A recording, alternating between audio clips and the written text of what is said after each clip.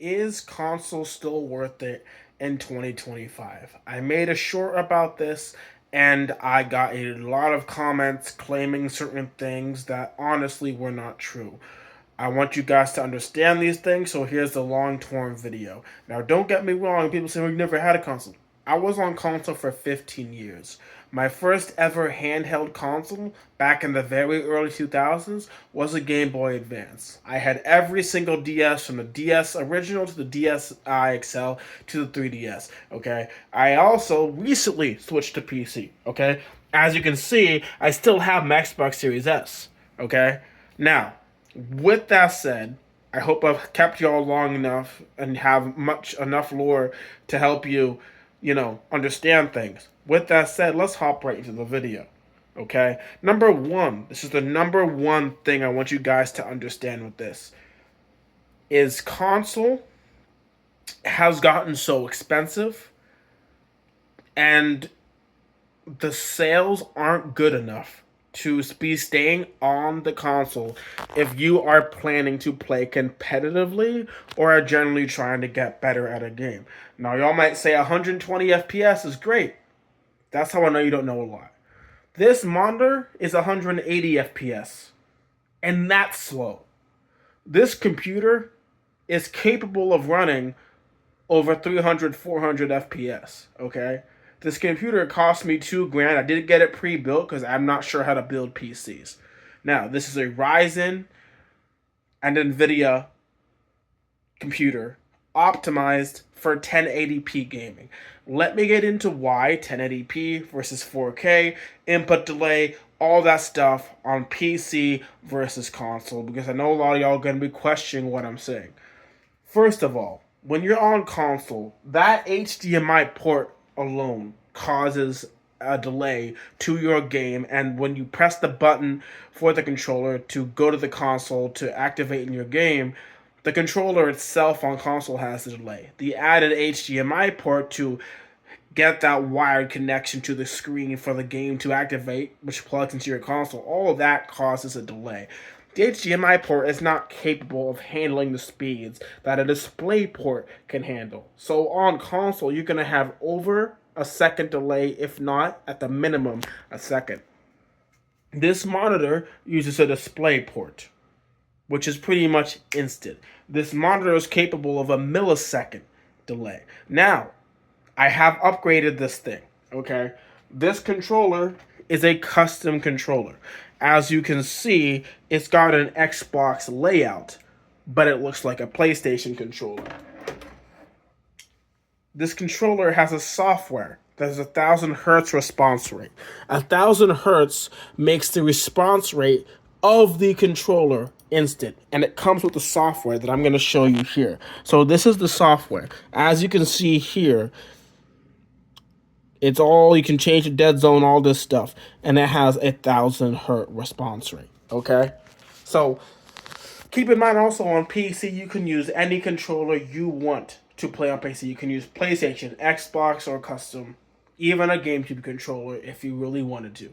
Okay, so with that said, that controller itself reduces the input. Now I also wire it. I wire everything because the wire itself reduces the input delay that Bluetooth would have. Now, with the console, you can wire your controllers, but there will still be that input delay from the HDMI port that will cost you over half a second just alone. So, is competitive PC at 1080p at 120 FPS gonna cause you a major disadvantage? Short answer, yeah, definitely. Because commonly, PC players at the minimum are playing at 200 180 FPS. This monitor I got for the input delay. I wasn't really getting the FPS because at the time I bought it, I didn't know the disadvantage that would come with it. I have to now, probably for Christmas, I'm going to invest in a 300 or 400 hertz that will allow me to play at 300 FPS or 400 FPS. Hertz is the amount of FPS it can respond to. So if it has 300 hertz, the maximum it can do is 300 frames per second. With that said, your TV is only capable of doing 120, but console alone can only do 120 as of today. And with the 4K, let's say you're gaming in 4K. The 4K, whether it's on PC or console, causes more of a delay. You're gonna have more of a delay the higher resolution you game. That's why if you're competitive gaming, never game in 4K. Single player games, it's beautiful. It's great.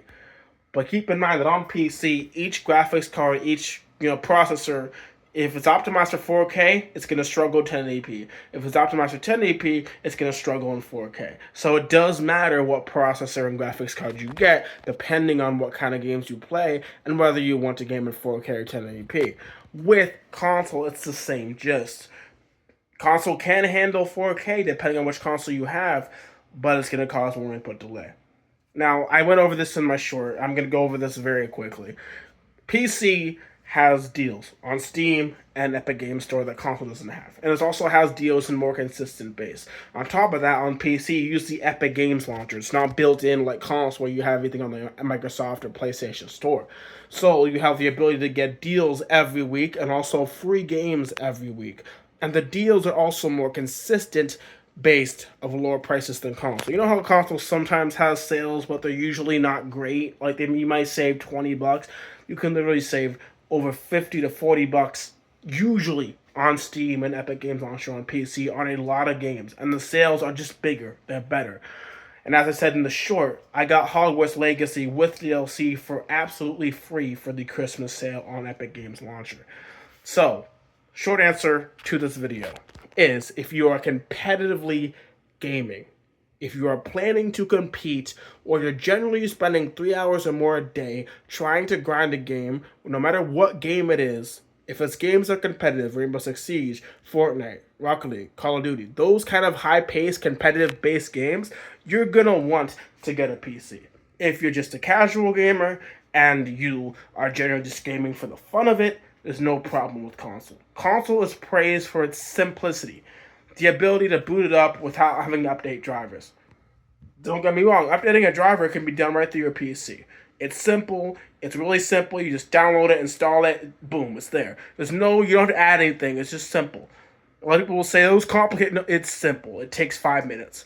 Now, if you take care of your PC, your drivers and CPU, all that can last you 3 to 4 or 5 years, depending on how much you run it and what capability you're running it to. But overall, with the prices of Game Pass and PlayStation Plus nowadays, if you're a competitive gamer and trying to generally grind, stream, or just get better at a game for your own sake, definitely invest in a PC and do not make the mistake I did where you buy a monitor that's 180 FPS. Most PC players are going up in competitive games are running usually 280 FPS at the minimum, and that's why you see them being able to make such smooth movements and those quick reaction times that you can't physically do on console. So if you're getting a PC, invest in a good monitor, better than mine. You can get them off Amazon for like $300. I got scammed with this one. This thing was like 250 and 180 FPS. This Microsoft Store scammed me.